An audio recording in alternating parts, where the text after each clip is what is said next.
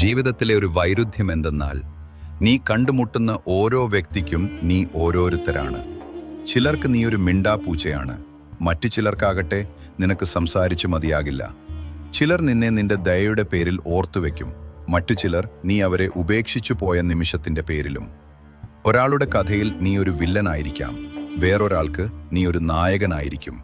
ഭൂരിഭാഗം പേർക്കും നീ വെറുമൊരു കടന്നുപോകുന്ന ചിന്തയോ പണ്ടെപ്പോഴോ കേട്ട ഒരു പേരോ മാത്രമാണ്. നീ നിലനിൽക്കുന്നത് ഒരു വ്യക്തിയാകെയല്ല, മറിച്ച് സാഹചര്യങ്ങൾക്കും കാഴ്ചപ്പാടുകൾക്കും അനുസരിച്ചുള്ള നിന്റെ അനേകം രൂപങ്ങളായിട്ടാണ്. മറ്റുള്ളവർ കാണുന്നത് പോലെ നിനക്കൊരിക്കലും നിന്നെ കാണാൻ കഴിയില്ല.